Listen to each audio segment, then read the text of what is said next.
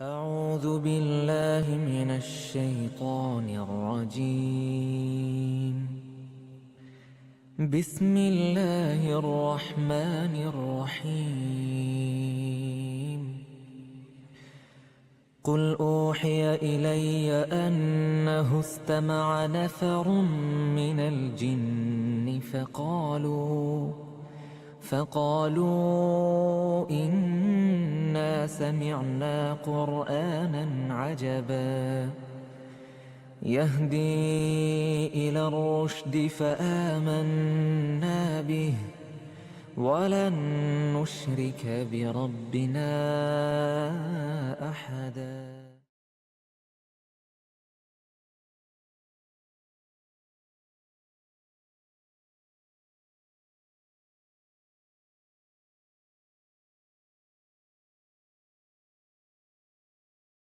Um, Assalamu alaikum wa rahmatullahi wa barakatuh, dear viewers. My name is Abdurrahman Bello Nifade.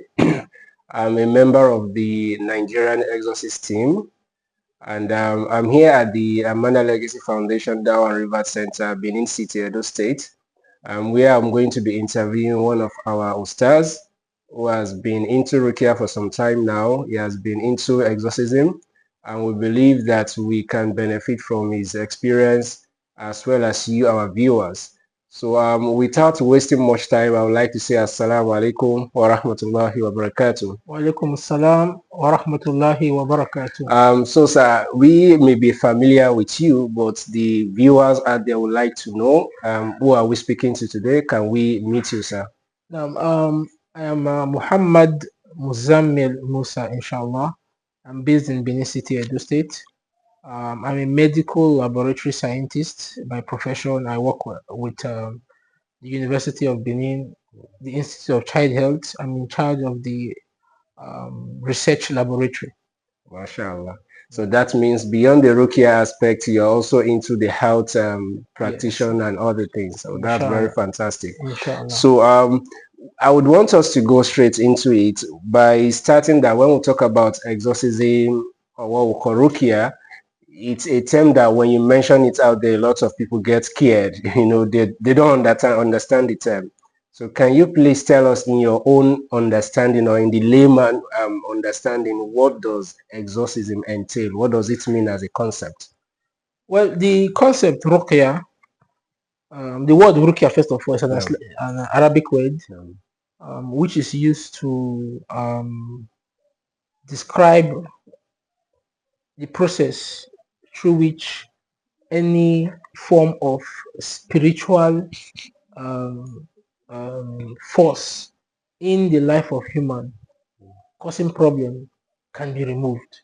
So Ruqyah simply means removing of any external spiritual influence in the life of human. It could be affecting the life, it could be the business, it could be the health, it could be anything. So removing it, getting rid of them is what is Ruqyah in simple terms. So that means if, for example, someone has some spiritual challenges in his or her business, or maybe in education or in life generally, so the process of removing and separating that person from the effect of those evil things, that's what we call Ruqyah. That's what we call Ruqyah. Mashallah, mashallah. I think I have understood that now again. So now, since this is what Ruqyah is, what are the symptoms? What are the factors that may warrant somebody undergoing exorcism or going through the Ruqyah process? Okay. Before now, when I started the process, we usually look at symptoms to be able to make some kind of diagnosis, because the Ruqyah problem are diverse. Sometimes the symptoms may overlap, and it's very difficult to make a diagnosis. However, when I started training with one Sheikh, Sheikh Ben Halima, originally he's from Tunisia, but he's based in France. So I have adopted his method and his style. So his method is very simple and straight to the point. It makes it very easy. Now he says that we watch out for 4 things. Okay. 4 things. Now these 4 things will help us make a diagnosis and a conclusion that this is a Ruqyah related problem. Mm. Number one, he called the first one blockages in life. Mm. Now, blockages in life is a situation where someone finds it very difficult to attain anything in life. It could be in education, just like you mentioned. Yeah. It could be in business. Mm. It could be in relationship. It could be in career. The person finds himself in a situation where it's like someone who is running but still at a point. He's not able to achieve anything he wants to achieve. Or he has this near success syndrome. He's almost getting there, but he goes back to square one. People will promise him, and when the time comes, they will disappoint him. It does not happen once, twice, 3 times, 4 times. So it happens again and again. And if the person is someone who is very, very observant, he would have observed that why is it that anytime I'm about to get a job, on the eve of that day, something happens, and the following morning, a story will come up and I don't get that job. It has happened once, it has happened twice, 3 times, 4 times. So this is what we call blockages in life.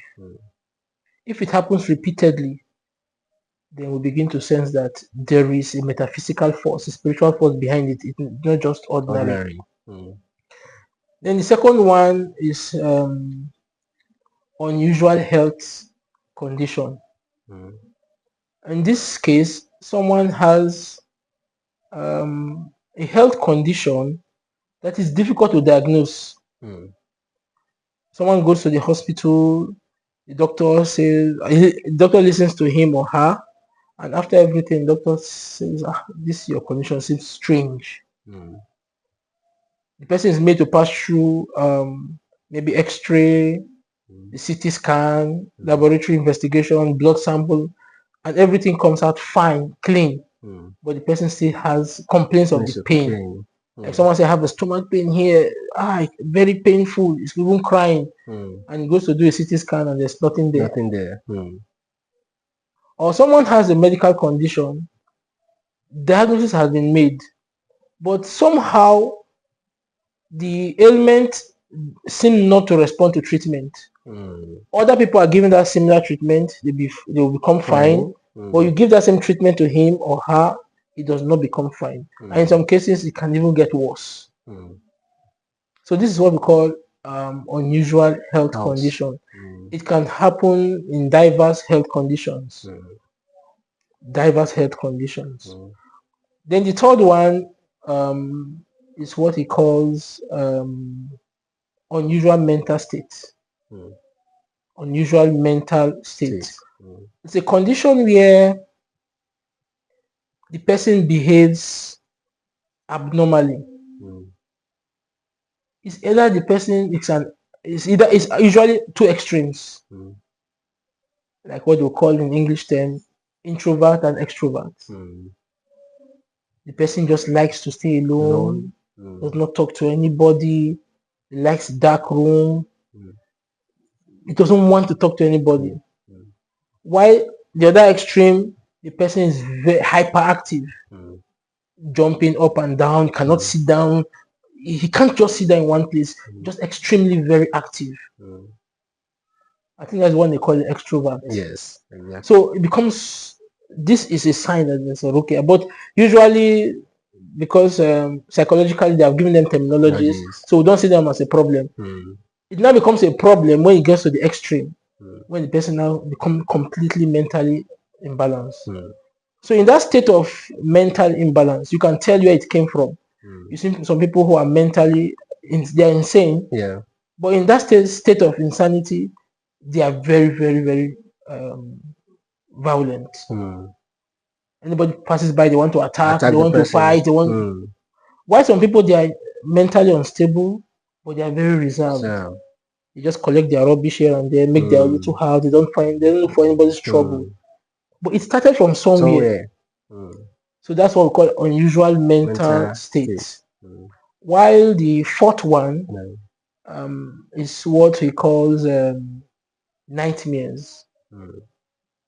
And these nightmares often overlaps other three. In other words, the nightmare, the dreams, gives you an indication that there is a problem that could either be unusual mental state or abnormal health condition or blockages in life. So the person in dream begin to see very strange things. Sometimes they see animals in dream. Like someone called me, I think it was yesterday, a lot of snakes around her. In the dream? In the dream, a lot of snakes around her. So when you begin to see snakes in the dream, animals in the dream, particularly snakes, dogs, cats, these are usually common ones. Sometimes you see wild animals like lion, fox, tiger in the dream. And you don't just see it once, it's repeatedly. It's a nightmare that indicates that there's a problem. So what can that denote? I know you still give us more instances, Okay, but for the benefit of our viewers, they may be experiencing things like that. What will that mean to them? Okay, let me give us some other dreams that are possible. Another common dream is that the person will see himself flying. Always in the air. Yes, flying in the air, or always sees himself on a very high altitude, top of a tree, on top of a mountain, on top of a very tall building, repeatedly in the dream. Why sometimes some people will see themselves in the river. Either they are bathing in the river, around the river bank, in the rainfall, passing through the bridge, but somehow every dream is connected to water, water. Why sometimes some people would have dreams and in the dreams they will see themselves seeing people who are dead as being alive, or people who are alive as being dead. Or they will see themselves attending funeral.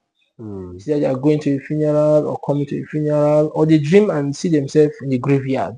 Now all these dreams are a very strong signal that something is wrong. Like you said, now what could it denote? Now when someone sees a lot of snakes around him, now it means that there are many jinns in the person's life. There are many jinns in the person's life. So there are demons surrounding the person. Yes.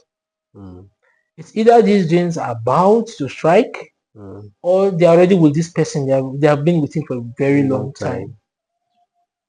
Or someone sees himself in a dream being chased by a masquerade or by a dog. And sometimes the dog is trying to bite them. As the dog's about to bite them, they wake up from the dream. It means that a jinn is about to strike. A jinn is about to strike. Some other times, the person could see, just as I said, in the graveyard, for going to attend a funeral, coming from a funeral. But the dream seems to revolve around death. Now, what this signifies is that it's either there's a sihr, a spell that has been done with the intention to take his life, or a sihr has been done for something else, but the component of that sihr was gotten from either the sand from the graveyard, or the water that was used to wash a dead body, or the clothes that was used to shroud a dead body. So something from the dead was used to prepare the sihr. So in his dream, he will see something related to death. So these are the two possibilities. Then when the person sees himself in a high altitude flying, now the person, it means that it's either the jinns are taking him away from we talked about someone being hyperactive. Yes. It means that the jinns are taking him above his normal frequency to a very high frequency. Or it's a sihr that was done, and usually it could lead to insanity. Or it could mean that the sihr was done and the sihr was anchored either on a mountain, or it was tied to a tree, or tied to a bed, and the bed was left to fly.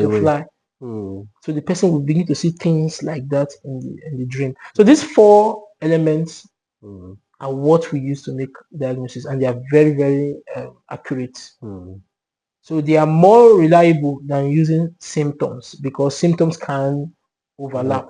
So these are the four. So these elements now, as you have mentioned, the first one is the blockages in life. Yes. The unstable mental health. Okay, that's Yes. the third. Yes. The second one you mentioned is the if I got that correctly, the Health. Yes, the health Unusual disorder, health. unusual health conditions. Now, Yeah, the third one you mentioned is the unstable mental, instability. Yes. yes. And the fourth one you have just mentioned now nightmares. is the nightmares and dreams. I was curious when you mentioned things about the grave, and you mentioned it could be that maybe the sihr, the magic, the spell that has been made to that person, maybe has been made with sand from the grave, or maybe with shroud used to for a dead person, or maybe even the water that was used to bathe the person. So could it also mean that maybe the sihr has been planted around the grave, or maybe someone has put it in the Yes, grave? it's also, and it also happens like that when people do sihr.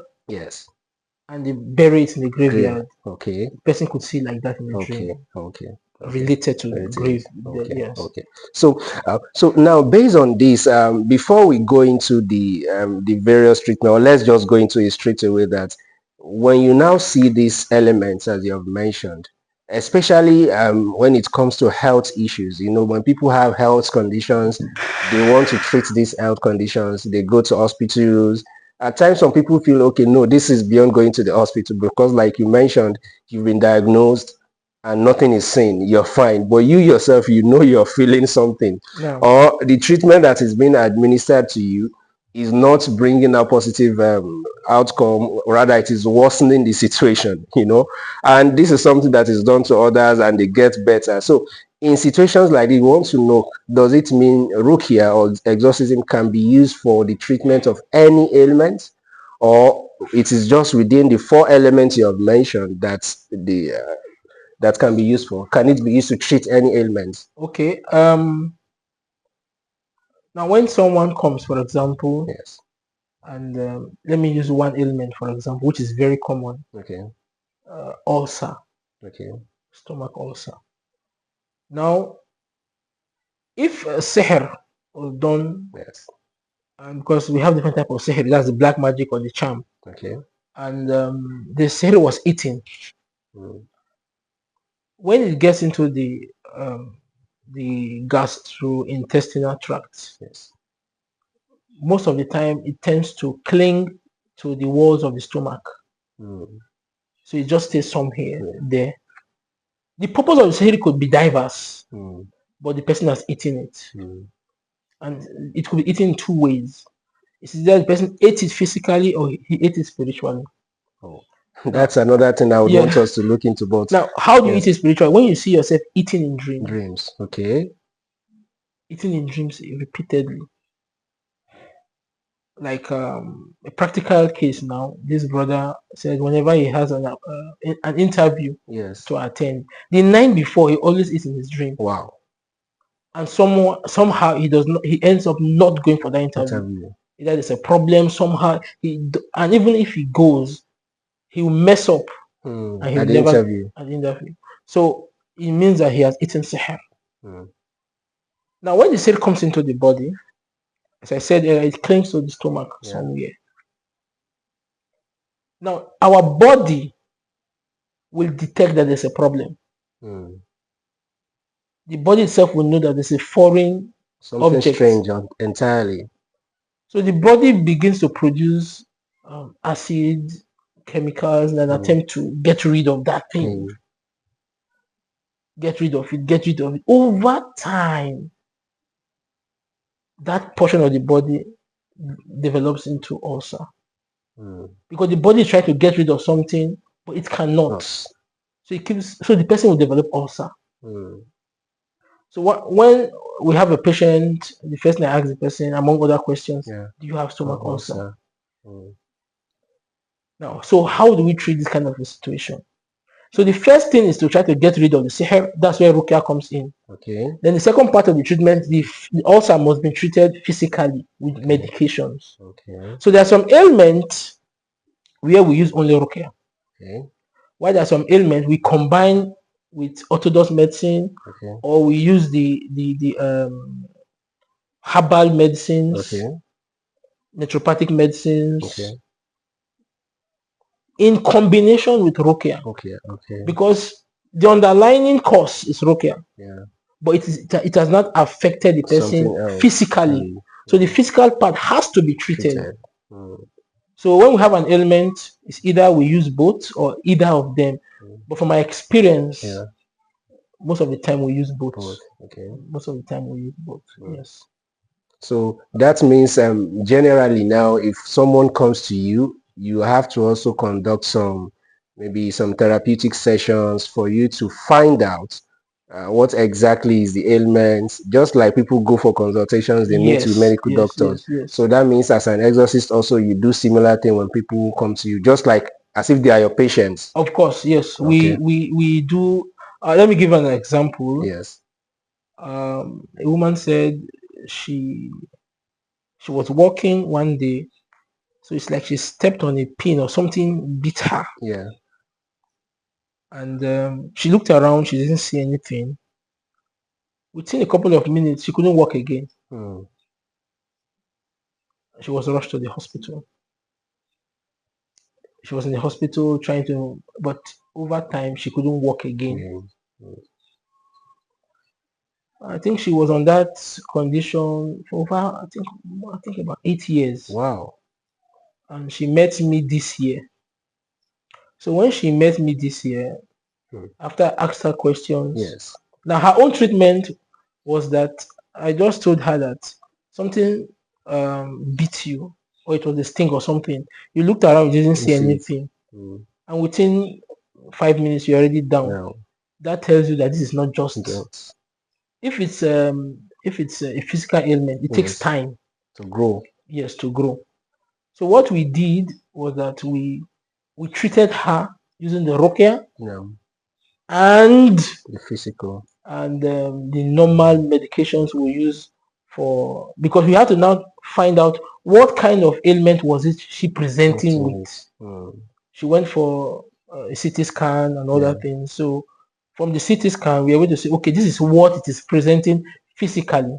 So this is what we are going to treat physically, but we'll start with Ruqyah, because it's very clear that the origin of the problem was It's metaphysical, metaphysical, not physical.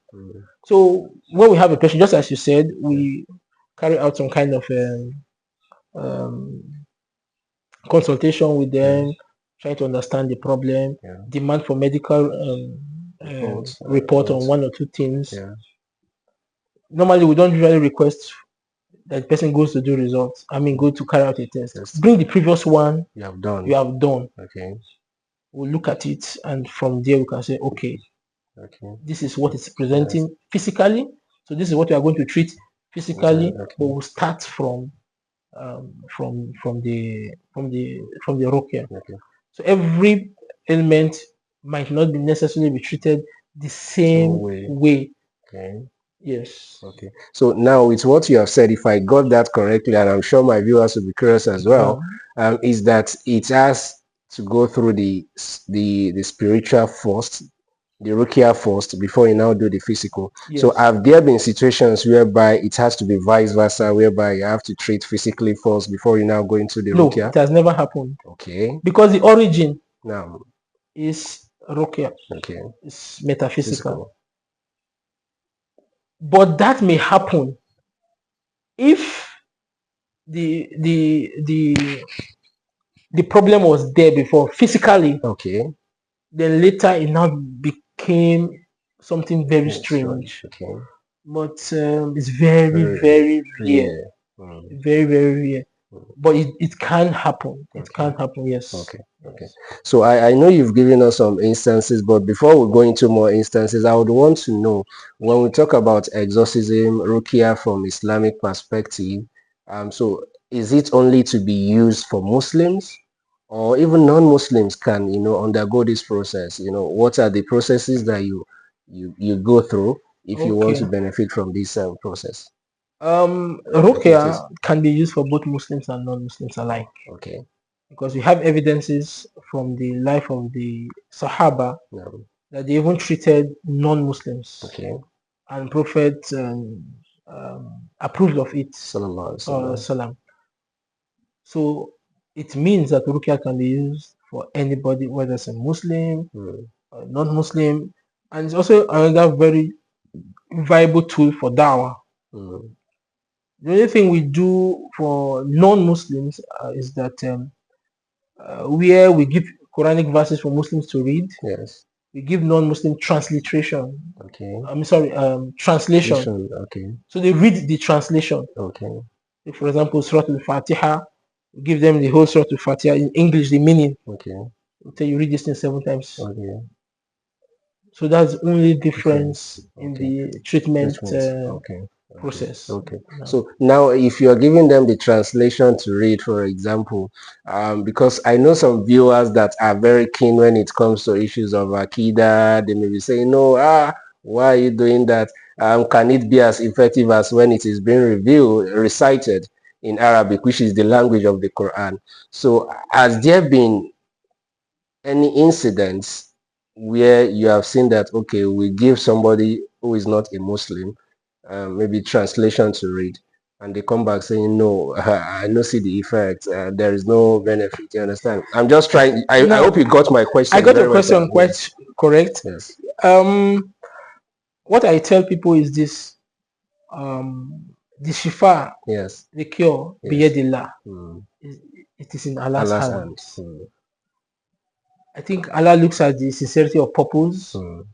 Someone may recite Surah Yasin 10 times, while someone will recite it just once and gets a better result. So the number of times, though it is important, but sometimes it's not the only factor.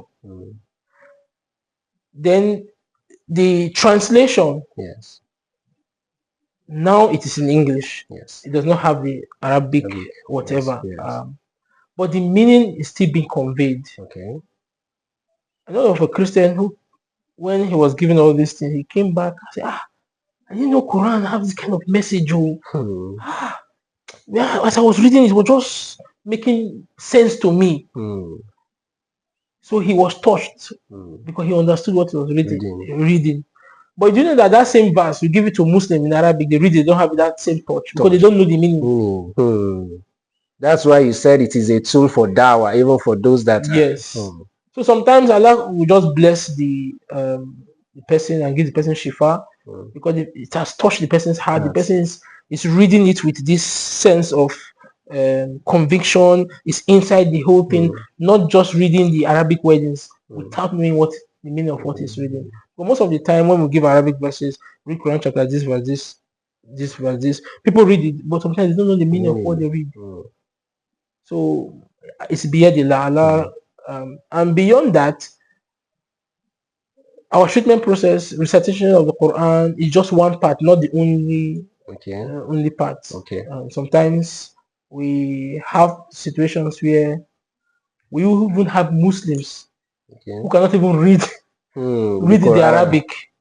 That's true. Cannot read the Arabic. So those ones now we give them transliteration. Not the translation. We give them transliteration, let them read, because as much as possible we want to involve them in the process. Then other aspects are also involved in the treatment. That's just one of it. So I'm curious, maybe I should now go into those aspects that are involved in the treatment, you know. So if someone wants to be treated with Ruqyah, what are the processes involved? There is something tied to that I would want to mention. Maybe you could even attend to that first. Is that whenever you mention exorcism, Ruqyah, even to Muslims, they see it as something they cannot do. They feel it is for some special people. So is that the case? Like if you want to do Ruqyah, it has to be for special people, you know? Okay. Let me start from the last teacher. Yes. I've had many teachers. Yes. But 2 of them said something, no, 3 of them said something to me that I still remember. Yes. 2 of them are late now. May Allah have mercy on them. Ameen. The last one, bin Halima. Yes. He said the condition for Ruqyah, to do Ruqyah, is number 1, you should be a Muslim who believes in the Quran and everything. Then 2, should someone whose dua throughout his lifetime has been answered, even though it is once. Mm. So if you have made any dua for anything throughout your lifetime, even though it is once or answered, it means that your channel with Allah subhanahu wa ta'ala is not closed. Mm. So you can do ruqyah. Mm. The one of my other ustaz says that you can do ruqyah. The only thing you need to do is to avoid major sins. Mm. Because major sins are your weak points, Mm. through which the shaitan can get back to Mm. attack you. Because when you do ruqyah for people, No. you now become a subject of attack. Mm. Now, when someone wants to do ruqyah, wants to learn, one of the first training he receives is the implications. Mm. After he has indicated interest, he said, "Oh, my dua has been accepted once. Inshallah, I do my salah, do everything. I stay away from. I don't drink alcohol and everything."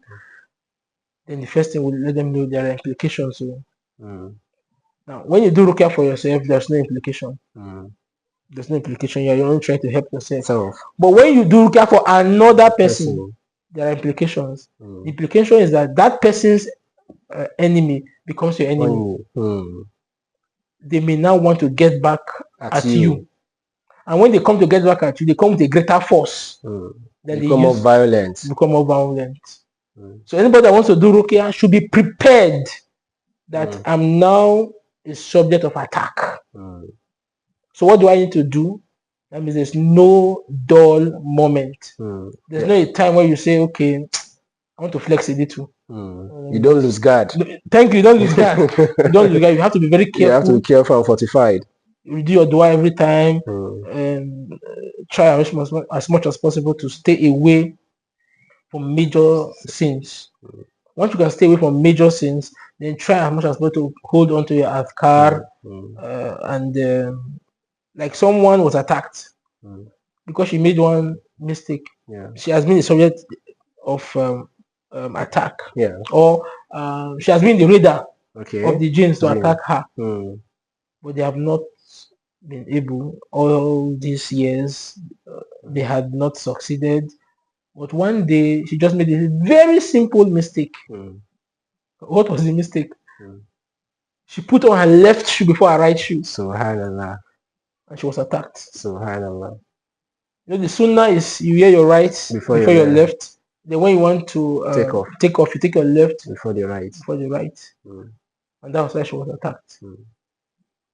But the good enough, it's also easy for her to get rid of them because it's not a major sin. But that was a small loophole. So anybody can do ruqyah, but he has to know that there are implications, and these are the implications. Maybe that implication is what scares people away. Okay. It's what scares people away. And sometimes people always have this attitude, God forbid. God forbid. Yes. Even though they have problems, they still say God forbid. You're right. They don't want to believe that they have a problem. And they are afraid of the implications, and they have had many stories about it, so they are afraid, and they want to just stay away. But the truth is that you cannot stay away from it completely. If the Prophet Muhammad was afflicted, who are we? That's very fantastic. We are not done. I just want to welcome our viewers to the Nigerian Exorcists. And today I'm speaking with Ustaz Muhammad Muzammil Musa from the Aleph Dawa River Center in the City, Edo State.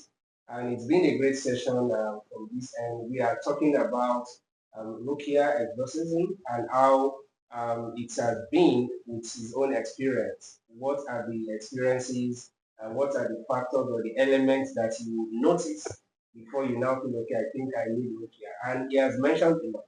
So, Stars, let's go for that to say that you have done this, I'm sure, for years. Maybe I should ask, like, how long have you been doing this? I would say for about 20 years. 20 years. Allah Akbar. So that means you have over 2 decades experience in this. No. And you must have had encounters with a lot of people.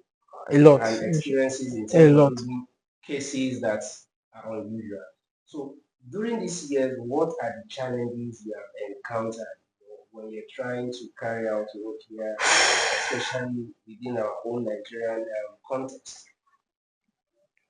There are many challenges.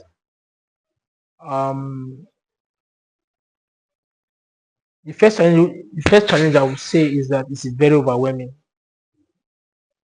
When you start to do Ruqyah, you come to realize that there are a lot of people out there that have problems. There are a lot of There's hardly a day that goes by that someone will not call me. And sometimes you don't have all the time to attend to them. And because we don't see Ruqyah as a profession, we cannot leave our major source of income. If I when I started like a part time, just wanted to help one or two persons. I never told anybody I do Ruqyah. But somebody will tell somebody that will tell somebody that will tell somebody. Like the man who came to see me yesterday, it's a non-Muslim. He said he comes to UBTH for dialysis. Comes twice a week for dialysis, and the way after he told the whole story, he was very convinced that this is not just dialysis, something is behind it. So after our discussion, I said, let me go and bring all his medical reports. Let me look at them before we'll get started. Now that person, it was a brother who had a kidney issue, who took his car to the man's shop. The man's a mechanic. He was telling him, the Muslim brother, Alaji, see, I don't go here. And the Alaji said, I had a similar issue. It was one brother, one of our Muslim brothers that helped me, but you're a Christian, I don't know if we can attend to you. So the brother had to call me first and say, can I give your number? I said, go ahead. And so that person referred him to me because I treated something similar for him in the past. So this is how it has always been. Somebody will tell somebody, that person, I asked him to come and meet me in my office. So sometimes you can have a whole lot of people, like someone called me from Ibadan, but I couldn't follow up because Ibadan was far. There's nothing I could do. So that's one challenge we have. Sometimes it can be very, very overwhelming. Very, very overwhelming. Then the second challenge we also have is financial challenges. Some people come with these problems and they don't have money to buy the medications we need. It's another big challenge. Another challenge we have is that most of these people who come, in fact, I have never attended to anybody who has not gone somewhere first before coming. So some of them come with this mindset of afar mindset. So they come. Someone say, make I give you the person papa name and mama name. Okay. I said no. Because these are some of the things they are used to. Like the Jalabi system. That Yes. Need somebody's father's name or mother's name to check. To check, yes. But we don't do all this to check. We just ask you questions. So they come in with this mindset, and sometimes they say, just like that. Now, so this is one problem. So at the end of the day, we don't just do Ruqyah. We start doing dawah. Start explaining to them. Like I will always tell them that if anybody asks you for the mother's name, suspect that that person is working through the agency of the jinn. In other words, he's going to consult a jinn to give him information, because in the jinn world, their genealogy is calculated from mother's side, unlike humans that is calculated from father's side. So once they begin to ask for mother's name, he wants to find out with the help of a jinn.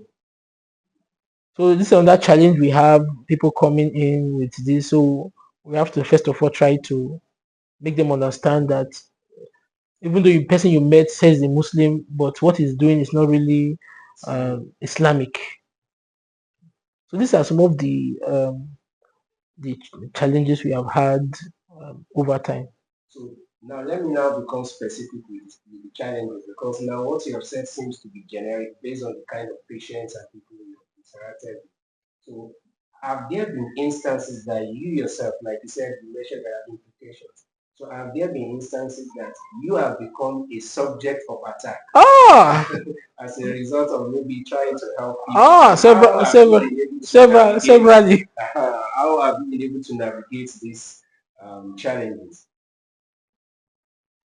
Okay. Let me start with the last one, which happened some couple of months ago. There was this baby who suddenly started convulsing. The parents tried everything they could. There was no improvement. They went to the hospital, injection, no improvement, and they had to call on us. And we did the Ruqyah. Alhamdulillah, after the Ruqyah, the baby slept. And woke up, and the baby was fine the following day. The following day in the evening, no, the following day in the morning, I woke up. I didn't play football, nothing. All of a sudden, I started feeling pains on my leg. It was my left ankle. I started feeling pains. Immediately I felt that pain, I knew I'd been attacked. It was so terrible that for 1 full month, I was in the house. I couldn't leave. I couldn't even walk. 1 full month. So that time, I started treating myself, doing the Ruqyah, reciting the verses, taking medications, doing the hijama, and gradually everything became fine. So it's normal. We often get attacked, and the good thing is that once we are attacked, we immediately know that it's an attack, and immediately we start doing Ruqyah immediately. Throughout that 1 month, I didn't go to the hospital. But someone who does not have a Ruqyah experience, they may go to the hospital, take drugs, do X-ray, and do not see anything. But I knew now. I didn't play, but I just woke up. As we say here in Benin, we can see. My leg became swollen. I couldn't walk. I couldn't even leave the bed. It was that bad. But inshallah, after several treatment, hijama, recitation, everything got finished. So it's very real, very real. So now that you just mentioned something that is related, you mentioned something hijama. I guess that is coping. Yes. So I want to know, apart from Ruqyah itself, are there other activities or phenomena that are related to treating people? Because Ruqyah, is it the same thing as hijama? Is hijama the same thing as Ruqyah? Okay. What are the differences? Now, our treatment process is diverse. So we might use a treatment plan for someone, and that's another person will come with a different treatment plan.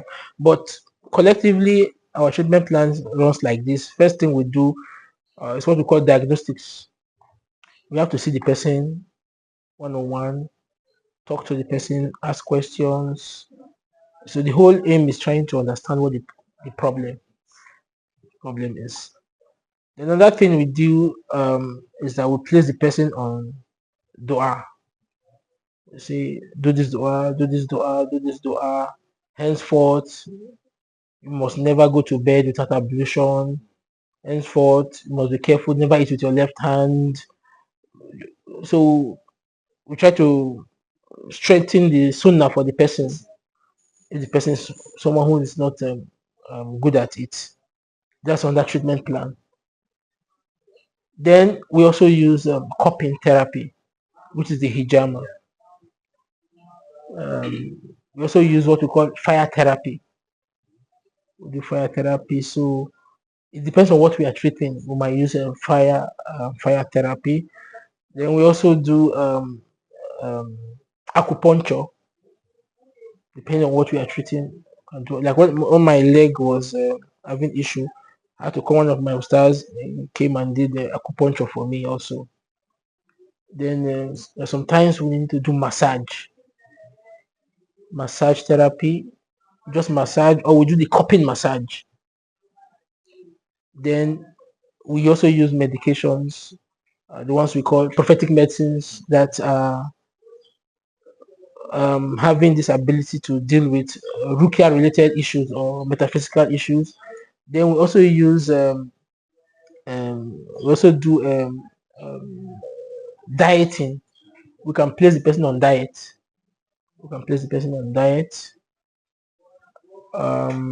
We also do normal herbal medication, natural medicine. So we can get some natural medicines and say use this one. So all these things put together is what we use to form our treatment plan. So it depends on what you are dealing with that will determine what we will do. Why sometimes I might refer somebody to another person. Like someone called me today, said the person is having a mental issue, and so I just told them take him to a psychiatric hospital because I don't have any facility to keep the person. Take the person to a psychiatric hospital. When the person has been stabilized, then we cannot plan for Ruqyah because I don't have any facility um, to house the person or keep the person. And that kind of case is a case that you need constant attention. So cases that are very serious that I don't even handle, I usually refer to other people who have the time.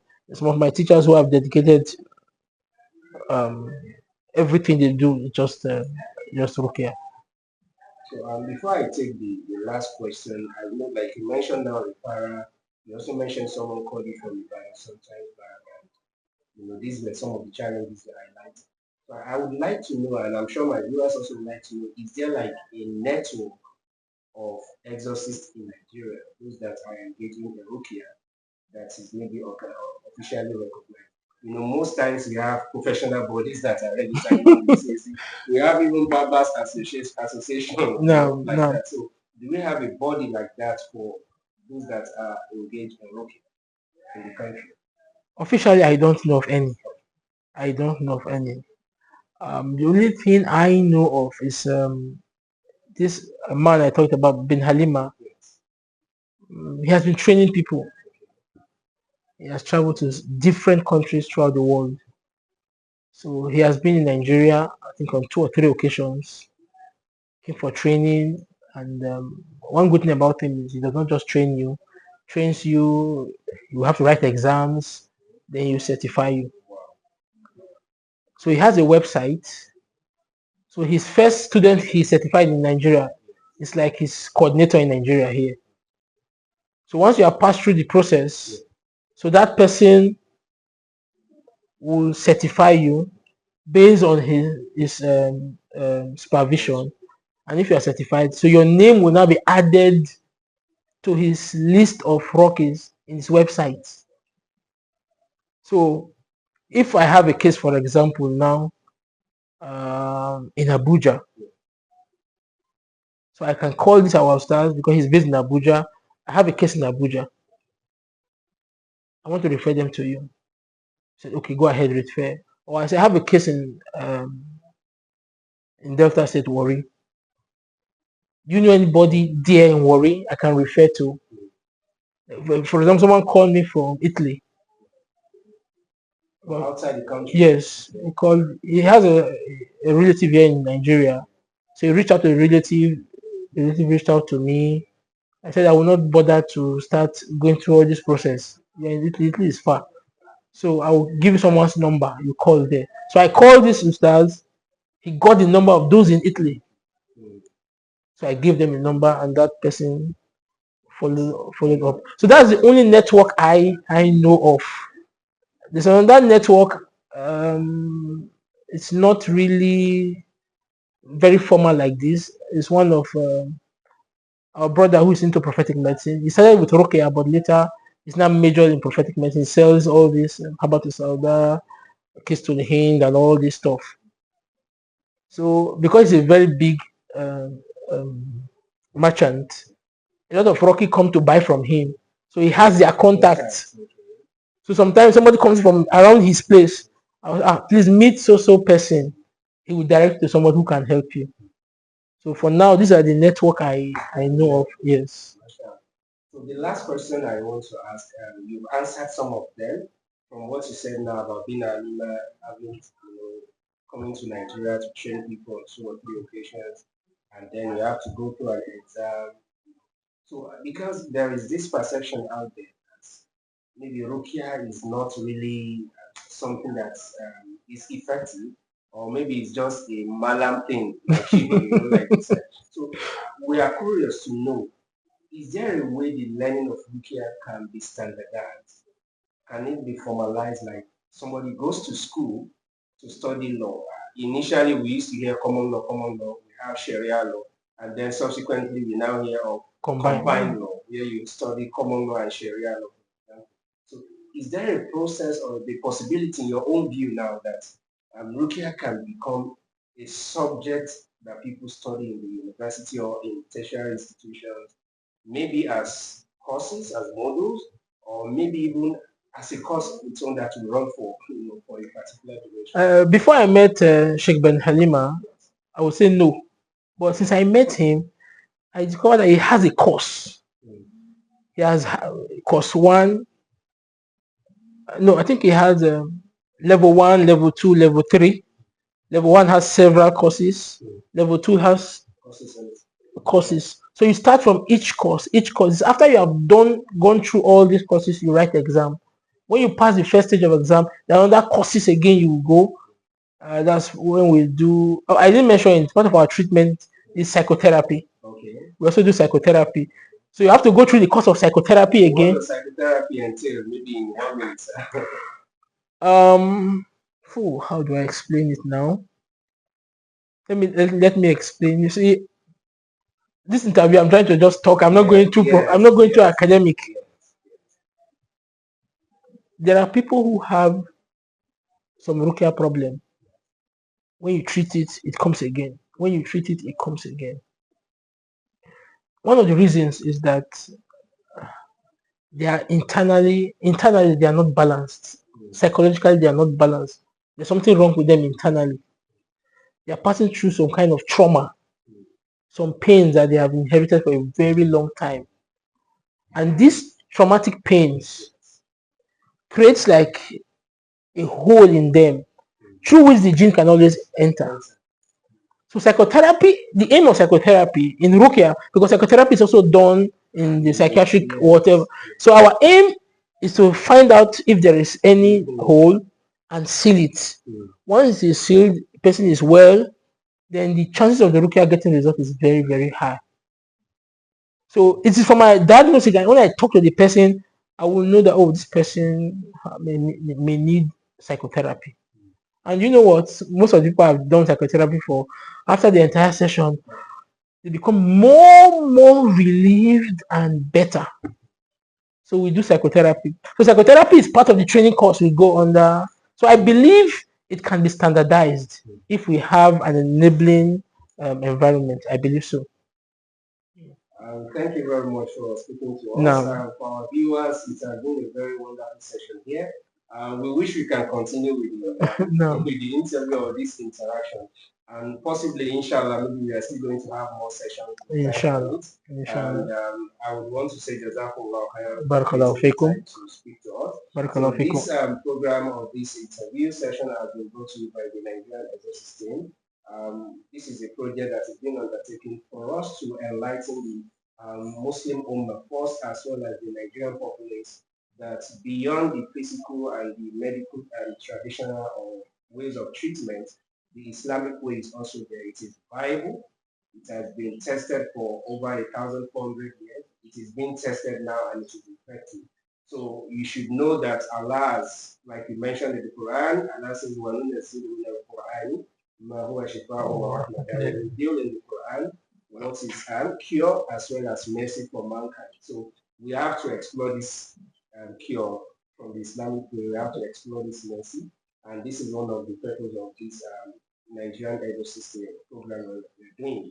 So I want to thank my team, also led by Brother Omar Adesumobi, as well as other members of the team, Imam Mohamedin, Brother Bello, Ustaz Abdul Kabir Abdullah, and others that are working assiduously to make sure this comes to a view.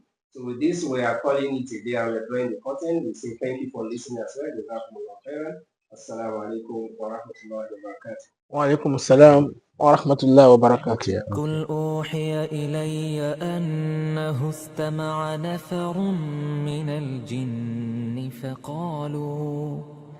فقالوا إنا سمعنا قرآنا عجبا